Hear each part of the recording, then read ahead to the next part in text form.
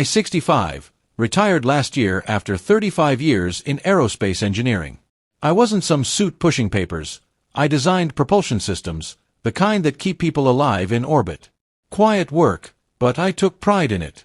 My retirement party was not what I imagined. There were toasts. Cheap ones.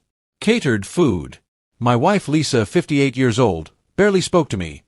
Too busy chatting with my brother Mark, 56 years old, and his second wife Stacy, who's barely older than our daughter. I should have noticed something was off. Then Mark got the mic. He grinned, lifted his whiskey, and said, "Well, that's it, huh? No more rockets. Now he's just an old man with no purpose." The room exploded with laughter. Even Lisa laughed. Even my daughter covered her mouth, smirking. I forced a smile too, because what else do you do when your legacy gets pissed on in front of everyone you love? I went home. Pretended I was tired.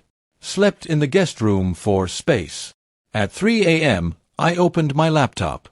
See, I might be retired from aerospace, but my real skills have always been systems, people, structure.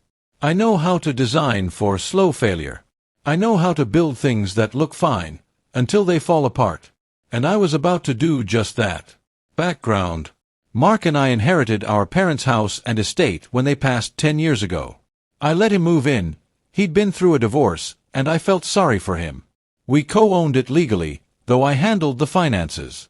He never knew how deep in debt he was to me. Lisa and I had a strong marriage once.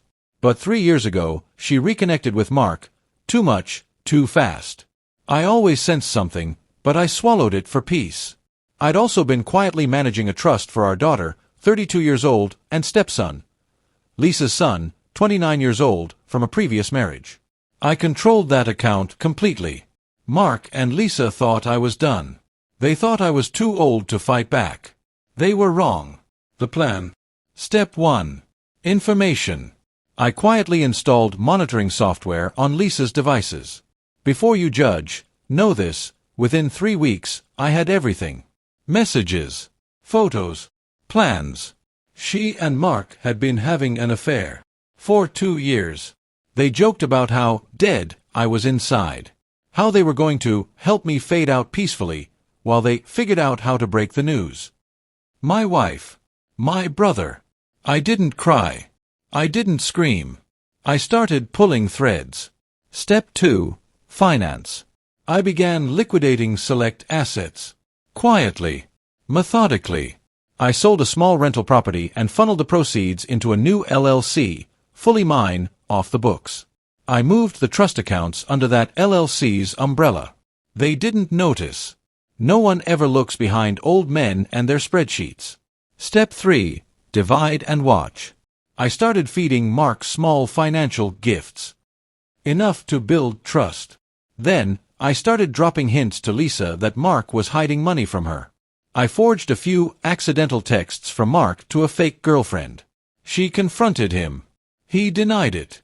The seeds were planted. Then I told Mark I caught Lisa talking to her ex-husband again. I even had screenshots to prove it. They started fighting. Loudly. Constantly. Step 4. Detonation. I invited my daughter and stepson to a family dinner. I told them I was updating my will, because I was thinking of remarrying soon. Let's just say that got everyone's attention. When they arrived, I played a video on the living room TV. It was Lisa and Mark. Together. In bed. Recorded on a device they didn't know I had access to. The silence was nuclear. My daughter left in tears. My stepson stormed out. Lisa screamed at me. Mark tried to punch me. I let him. I wanted the bruises. Because the next day, I filed charges. Update 1 to 6 months ago. Lisa moved out. She's staying with her sister. Our divorce is in motion, but it's ugly. She wants alimony. I've made it very clear she will get nothing without a legal battle she can't afford. Mark. He's now jobless. I accidentally let it slip to his employer that he'd committed financial fraud. He had. He just didn't know I'd kept the receipts. He's under investigation. The house. I called in the debts Mark owed me over the years. I had it all documented. He couldn't pay. He had to sell our childhood home. To me. For $1. I bulldozed it last week. Update 2 to 3 months ago. My daughter cut contact with Lisa and Mark. She thanked me for being honest. She's now co-manager of the new LLC I started. She doesn't know where the money came from, but she knows I trust her. My stepson. He reached out. He was angry at first, but when I showed him how Lisa planned to drain his trust fund behind his back with Mark's help, he broke down. He's now living in my guest house. He calls me Dad again. Final update. Today. I don't feel victorious. I feel clean. Lisa filed for bankruptcy last week. Mark lives in a one-bedroom apartment in a bad part of town. They're not speaking anymore. I hear Lisa blames him for ruining everything. My only regret is that I smiled at my retirement party. That I let them laugh. Because I wasn't just an old man with no purpose. I was an old man with a plan. And now, I'm just getting started. My wife and brother laughed at me during my retirement party, thinking I was a powerless old man. I smiled. Then I tore their lives apart, financially, emotionally, socially. Now they're bankrupt, alone, and broken. And I'm free. I'm just starting out, but if you felt anything watching this, help me reach 1,000.